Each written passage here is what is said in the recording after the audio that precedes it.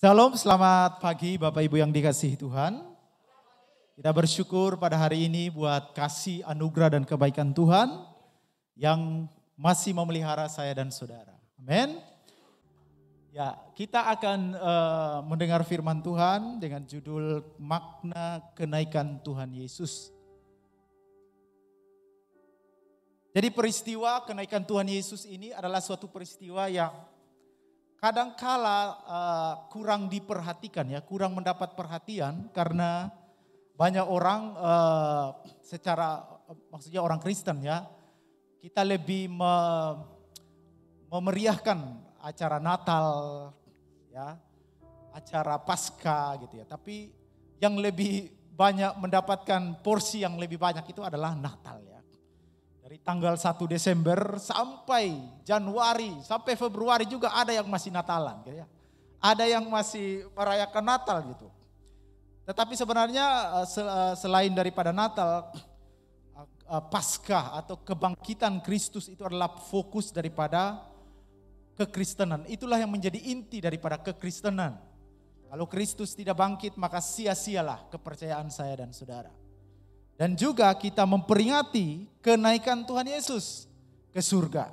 Tidak kalah pentingnya sebagai orang yang percaya kepada Dia bahwa peristiwa ini adalah peristiwa yang bukan suatu pelenyapan ya, langsung menghilang begitu, tapi disaksikan oleh 500 orang yang menyaksikan kenaikan Yesus pada saat itu.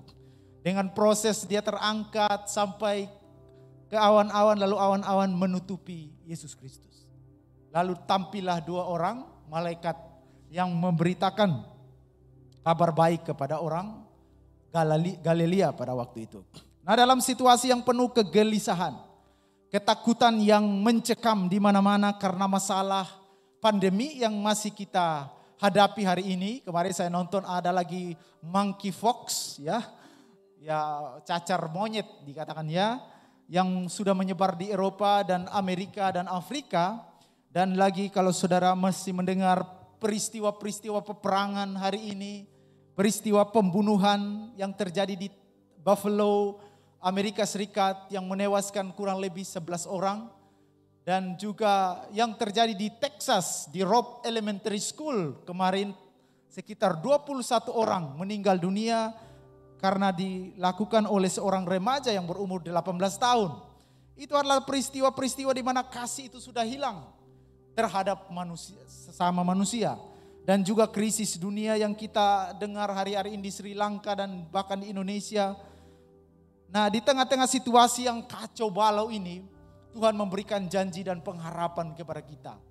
Dalam Yohanes pasal yang ke-14 ayat 1, Yesus berkata, jangan gelisah hatimu. Janganlah gelisah hatimu. Dia berbicara mengenai rumah Bapa memang dalam arti bahwa kita akan berbicara mengenai konteks kenaikan Yesus pada hari ini. Di rumah Bapakku banyak tempat tinggal dikatakannya. Dan apabila aku telah pergi ke situ dan telah menyediakan tempat bagimu, aku akan datang menjemputmu kembali. Supaya di mana aku berada, kamu pun benar-benar berada di situ. Sekalipun hari ini kita mengalami suatu goncangan, orang menyerang mengenai kekristenan dan lain sebagainya. Tapi saya percaya bahwa Kristus itulah Allah yang telah memegang janjinya. Dan setiap orang yang percaya kepada Dia, Dia benar-benar mempedulikan hidup mereka. Dan Dia berkata, di mana aku berada, di situ pun kamu berada. Hari ini mari kita akan mendengarkan firman Tuhan yang saya ambil dari Kisah Para Rasul pasal 1. Ayat 6 sampai ayat yang ke-11 mengenai kenaikan Tuhan Yesus. Mari kita baca bersama-sama Kisah Para Rasul pasal 1 ayat 6 sampai 11. Demikian firman Tuhan. Maka bertanyalah mereka yang berkumpul di situ, Tuhan, maukah engkau pada masa ini memulihkan kerajaan bagi Israel? Jawabnya, engkau tidak perlu mengetahui masa dan waktu yang ditetapkan Bapa sendiri menurut kuasanya. Tetapi kamu akan menerima kuasa kalau Roh Kudus turun ke atas kamu. Dan kamu akan menjadi saksiku di Yerusalem dan di seluruh Yudea dan Samaria dan sampai ke ujung bumi. Sesudah ia mengatakan demikian, terangkatlah ia disaksikan oleh mereka dan awan menutupnya dari pandangan mereka. Ketika mereka sedang menatap ke langit, waktu ia naik itu, tiba-tiba berdirilah 2 orang yang berpakaian putih dekat mereka. Dan berkata kepada mereka, "Hai orang-orang Galilea, mengapakah kamu berdiri melihat ke langit?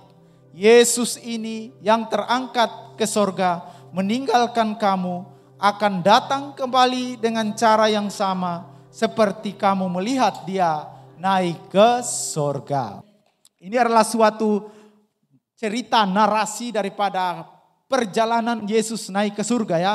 Di mana dia berkata kepada murid-murid jangan tinggalkan Yerusalem, dan dia membawa mereka ke Bukit Zaitun.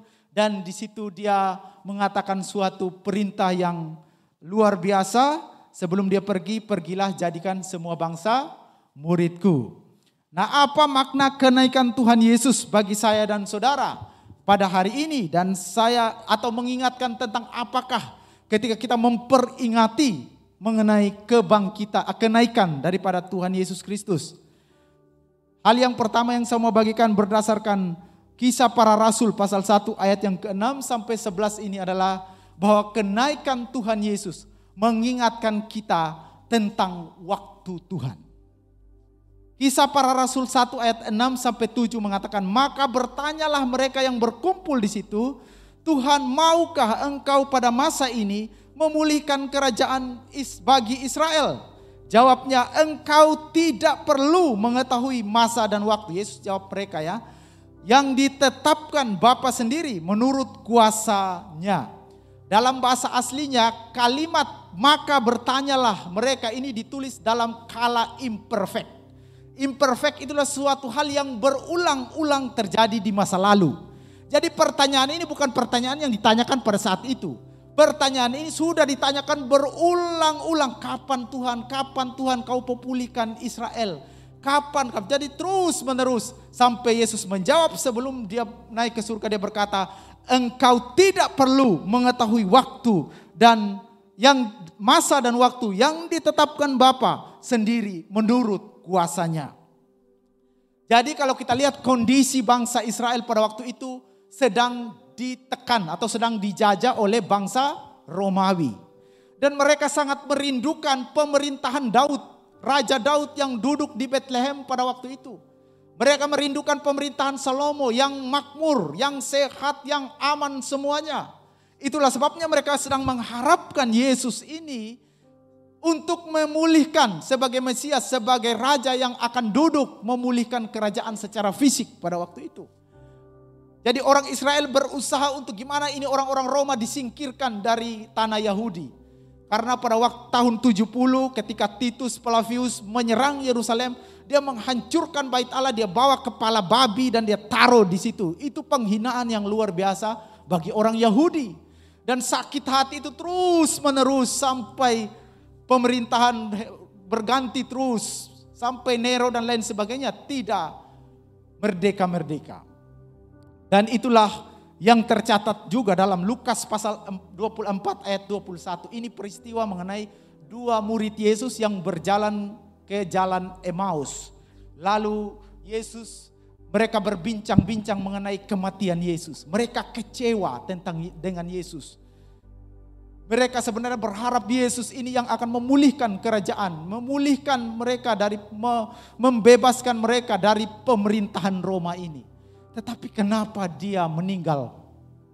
Jadi 2 orang murid lalu Yesus mendatangi mereka. Lalu ayat 21 di situ dia bilang gini, "Padahal kami dahulu mengharapkan bahwa dialah yang datang untuk membebaskan bangsa Israel. Tetapi sementara itu telah lewat 3 hari sejak semuanya itu terjadi." Jadi sudah lewat 3 hari, tidak bangkit-bangkit gitu ya dari ini. Dan memang pada waktu itu setelah kematian Yesus dan 3 hari kemudian dia bangkit. Dan ini suatu kekecewaan yang diekspresikan oleh 2 orang murid yang berjalan di Emmaus. Dan pada waktu Yesus juga sudah bangkit dan dia menampakkan diri, lalu ketika dia berada di Bukit Zaitun, dia mau mengumpulkan murid-muridnya, bahkan juga 500 orang di situ. Mereka bertanya lagi dengan pertanyaan ini. Maukah engkau memulihkan Israel pada saat ini? Atau mereka bertanya, kapan Tuhan? Kapan waktunya? Kapan season itu terjadi? Saudara, inilah kondisi yang terjadi di Israel pada waktu itu. Dan ini juga kondisi yang kita alami hari-hari ini. Pernahkah saudara bertanya, Tuhan, kapankah pemulihan itu terjadi? Tuhan, kapankah keluargaku dipulihkan? Kapankah kesehatanku dipulihkan? Kapankah kehidupanku secara pribadi ini dipulihkan? Ini yang sangat diharapkan oleh kita, dan kita mungkin menanti-nantikan pemulihan itu. Kita mungkin sedang menanti-nantikan lawatan Tuhan bagi kehidupan kita secara pribadi, bagi usaha kita, bagi keluarga kita, bagi apapun yang kita sedang harapkan pada hari ini. Bagi orang yang sedang kita doakan, kapan Tuhan pemulihan itu terjadi? Tuhan berkata, engkau tidak perlu mengetahui waktu dan masa itu. Dalam konteks Yunani, waktu itu dibagi dua. Ada yang namanya kronos, maka dari situlah kita dapat kata kronologis. Dan ada yang namanya kairos atau season. Dalam ayat ini disebut waktu itu adalah kronos dan season itu adalah kairosnya Tuhan. Ada di mana kairos itu akan datang kepada saya dan saudara untuk memulihkan kita. Mungkin hari-hari ini kita terus jatuh bangun dalam dosa dan terus terikat oleh kuasa kegelapan dan kita tidak bisa keluar dari situ. Ingatlah bahwa ketika engkau terus berharap kepada Kristus, ada masa dan seasonnya Tuhan. Di mana Tuhan akan mendatangi engkau dan dia akan memulihkan itu secara 100%. Amin, berikan kemuliaan bagi Tuhan. Jadi jangan cepat putus asa. Jangan cepat, kemarin saya dengar banyak berita di televisi, seorang ibu di Indonesia ini. Dia masak mie buat anaknya, lalu dia campur dengan pestisida. Lalu anaknya meninggal dunia, lalu dia juga mati bersama anak-anaknya. Berita yang sangat ini. Terus banyak hal-hal yang terjadi yang aneh-aneh di dunia ini. Karena apa? Mungkin mereka mengharapkan pemulihan ekonomi, pemulihan keluarga, pemulihan secara pribadi, pemulihan dalam segala area. Tetapi sebagai orang yang percaya kepada Tuhan, Tuhan menegaskan kepada kita, jangan gelisah hatimu. Tuhan akan datang dalam seasonnya. Tuhan akan datang dalam waktu yang sudah dia tentukan, ditetapkan dalam kuasanya untuk memulihkan saya dan saudara. Mungkin hari-hari kita sudah berdoa, ada yang sudah salto-salto berdoa, mungkin sudah berlutut dengan air mata, sudah habis mungkin air mata kita berdoa mencurahkannya kepada Tuhan. Tetapi Tuhan bilang ya kalau belum waktunya ya belum. Gitu ya. Itulah yang terjadi dengan orang Israel. Tuhan tidak menjawab kapan pemulihan itu terjadi.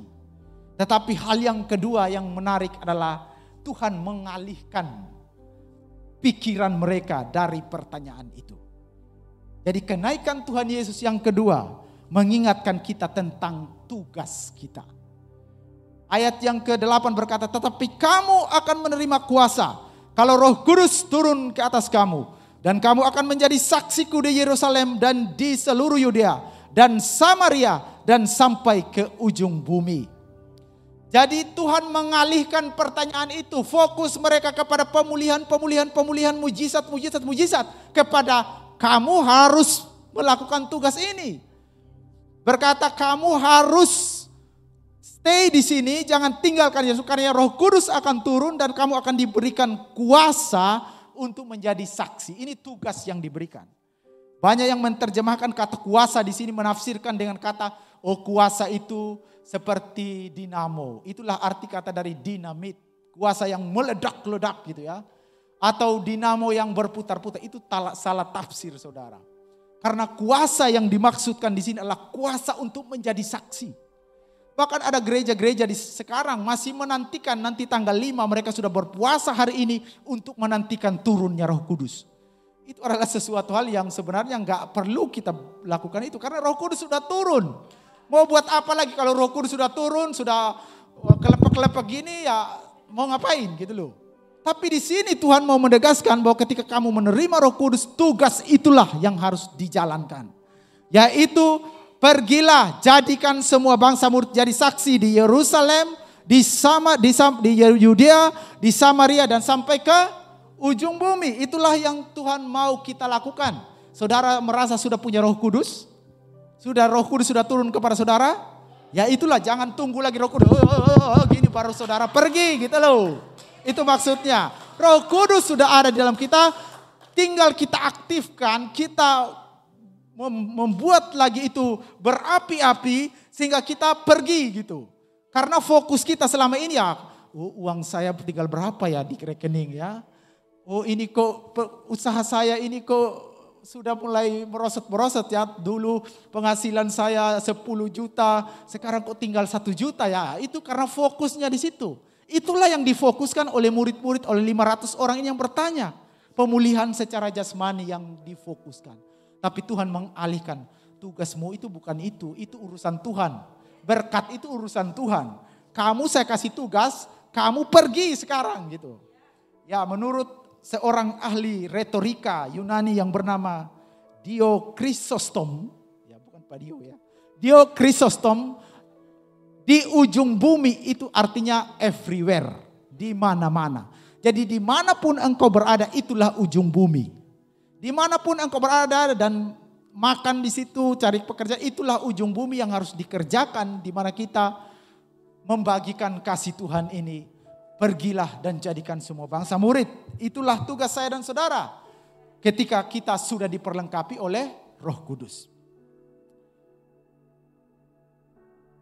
Jadi janji Tuhan kepada saya dan saudara, ini adalah janji yang sangat luar biasa. Tugas yang sangat luar biasa, yaitu pergilah jadikan semua bangsa muridku. Karena kita sudah mendapatkan kuasa. Jadi kenaikan Tuhan Yesus mengingatkan kita kepada waktu Tuhan, waktu pemulihan itu pasti datang. Yang kedua adalah kenaikan Kristus mengingatkan pada tugas saya dan saudara. Mungkin saudara sebagai guru, sebagai pekerja, sebagai karyawan, sebagai bos, sebagai owner, apapun itu. Sebagai gembala, sebagai majelis atau apapun itu. Mahasiswa, anak sekolah, siapapun dia yang sudah percaya kepada Kristus. Tugas ini sudah menjadi milik saya dan saudara. Pergi. Jadi saksi di Yerusalem, bicara mengenai keluarga kita, orang-orang terdekat kita. Yudea, Samaria sampai ke ujung bumi. Dan yang terakhir adalah, gak lama-lama ya.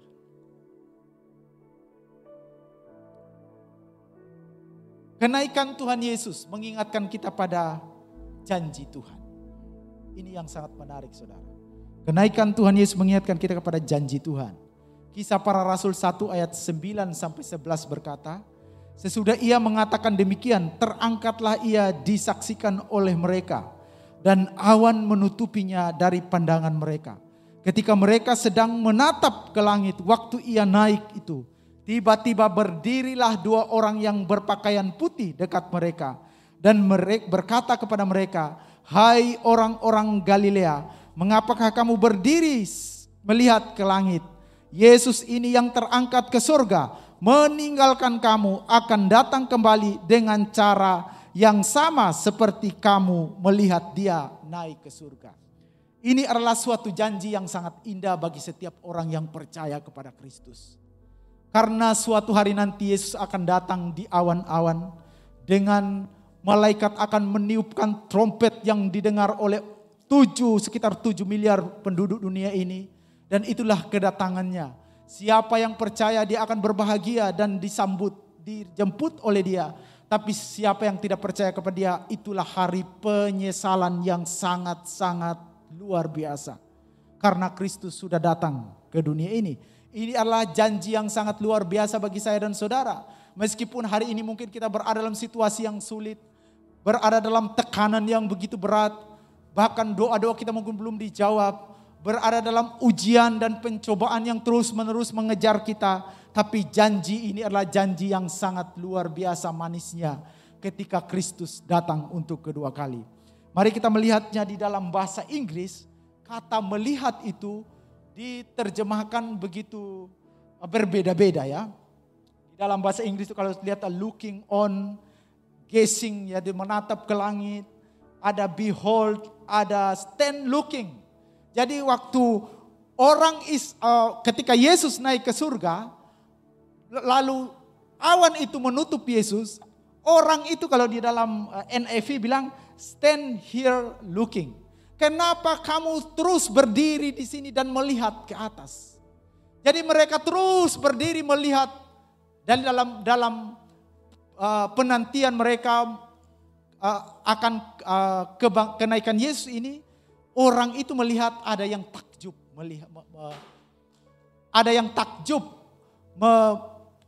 melihat dia naik. Tetapi juga ada yang kecewa kenapa dia naik ke surga. Ada yang sedang bergumul, yang sedang stres, yang sedang bertanya-tanya mengenai kehidupan ini. Seperti mereka menatap ke langit-langit, menatap ke awan-awan, sama seperti saudara. Kalau saudara di kamar lalu utangnya banyak, lalu saudara kita menatap-natap. Kenapa hidup ini seperti ini? Misteri kehidupan yang tidak habis-habisnya terselesaikan. Ya seperti itu. Inilah yang terjadi pada waktu Yesus naik ke surga. Lalu mereka melihat-lihat, waktu dulu kita berharap dia akan memulihkan kerajaan Israel. Tapi sekarang kenapa dia pergi? Saya ini belum dipulihkan. Keluarga saya masih berantakan. Hal-hal yang saya inginkan, bahkan yang saya harapkan, sudah doakan bertahun-tahun, belum terjadi. Tetapi Yesus kok kenapa naik? Lalu malaikat itu muncul, dikatakan. Memberikan pengharapan kepada mereka. Yang sedang kecewa, bahkan juga mungkin yang sedang takjub, yang sedang diliputi oleh keputusasaan karena sama seperti dua orang murid di Emmaus tadi yang kecewa akan kematian Yesus. Demikian pun juga yang 500 orang ini, mereka tidak happy waktu Yesus naik ke surga. Mereka kecewa juga. Lalu datanglah malaikat berkata, "Hai orang Galilea, mengapa kamu terus-terus berdiri di sini? Yesus ini yang naik ke surga." Terus di ayat berikutnya. Dikatakan dalam ayat 11, Yesus ini yang terangkat ke surga, meninggalkan kamu akan datang kembali dengan cara yang sama seperti kamu melihat. Perhatikan kata melihat. Kata melihat di situ tidak sama artinya dengan kata melihat yang di atas-atas tadi. Kata melihat di situ adalah kata yang dipakai, dari situlah asal kata teater atau bioskop. Waktu saudara mengharapkan film yang saudara nonton, lalu tiba-tiba film itu diputar di situ, saudara pasti akan merasa senang, merasa menggebu-gebu menantikan film itu diputar di situ. Itulah pertunjukan bioskop. Jadi malaikat itu berkata, akan datang waktunya di mana Yesus akan turun melakukan pertunjukan yang akbar terhadap saya dan saudara. Memang pertunjukan yang akbar yang dikatakan di sini adalah kedatangan yang kedua kali. Tetapi kita perlu juga melihat ada pertunjukan-pertunjukan yang akbar yang akan Tuhan lakukan dalam hidup saya dan saudara secara pribadi. Lihatlah itu, waktu Yesus pergi lalu orang kecewa, lalu orang putus asa, bahkan merenung-merenung menatap langit-langit rumahnya, mungkin langit-langit kamarnya, lalu apa yang terjadi dengan kehidupan ini, misteri kehidupan yang tidak terpecahkan. Dua malaikat ini datang menghibur, memberikan janji ini. Yesus yang naik ini, yang sudah ditutupi oleh awan-awan, akan datang dengan pertunjukan yang akbar pada harinya nanti. Dan Yesus yang naik ini akan datang juga dengan pertunjukan teater. Pertunjukan hal yang ajaib datang dalam kehidupan saya dan saudara. Untuk memulihkan, untuk mengubahkan, untuk membuat restorasi. Untuk membuat sesuatu hal yang membuat saudara semakin berapi-api mengikuti dia di dunia ini. Itulah yang terjadi, yang dikatakan oleh malaikat ini. Ini adalah janji yang sangat manis bagi saya dan saudara. Selain kita menanti janji kedatangan yang kedua kali, di mana orang-orang seluruh dunia akan mengetahui dan melihat bagaimana dia berdiri di awan-awan nantinya. Pada waktunya dia juga akan datang dalam kehidupan dan pribadi saudara untuk memulihkan kehidupan saya dan saudara. Untuk melakukan perkara-perkara yang besar. Untuk membuat saudara terus bertumbuh di dalam iman. Dan dia berkata, aku tidak pernah meninggalkan engkau seperti yatim piatu. Itulah Allah yang kita sembah. Itulah Kristus yang kita sembah. Saudara dan saya tidak menyembah Allah yang mati. Saudara dan saya menyembah Allah yang peduli. Bahkan merasakan apa yang kita rasakan. Bahkan bergumul dan masuk di dalam penderitaan kita. Itulah Kristus yang sudah naik. Mempersiapkan tempat bagi saya dan saudara di sana. Di sana dia tahu di mana. Tapi ada lagu bilang, belakang langit biru ada mahkotaku. Belakang langit biru gitu ya. Jadi di belakang langit biru ada mahkota. Tapi di sini apa yang kita sedang lakukan? Ada yang pertama, ingatlah bahwa kenaikan Kristus mengingatkan kita akan waktu Tuhan. Ada kairosnya Tuhan mendatangi saya dan saudara untuk memulihkan hidup saya dan saudara.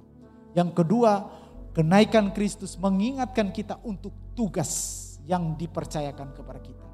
Tugas amanat agung itu, tugas pemberitaan Injil itu, tugas di mana kita pergi menjadi saksi Kristus. Karena saya dan saudara sudah diperlengkapi oleh kuasa Roh Kudus. Dan kenaikan Kristus mengingatkan kita akan janji yang manis ini. Janji pertunjukan yang akbar. Saudara mungkin sedang menanti janji Tuhan hari ini. Ingatlah bahwa janji ini pasti akan mendatangi engkau. Tuhan akan melakukan pertunjukan yang akbar di dalam hidupmu. Pertunjukan yang megah. Pertunjukan yang akan memulihkan keluargamu. Memulihkan pribadimu. Memulihkan bisnis. Memulihkan hatimu. Yang mungkin sudah hopeless. Yang mungkin sudah putus asa. Ini adalah janji Tuhan. Karena itu apapun keadaan dan situasi yang kita sedang alami di dunia ini hari-hari ini. Kegelisahan itu, kekhawatiran itu datang menyerang. Ingatlah Yesus sudah berpesan. Jangan gelisah hatimu. Percayalah kepada Allah, percayalah juga kepadaku, dikatakan. Biarlah firman Tuhan ini membuat kita tetap semangat mengikuti Tuhan. Semangat di dalam iman kita. Meskipun hari ini kita sedang berada dalam situasi-situasi yang sulit. Mari kita bangkit.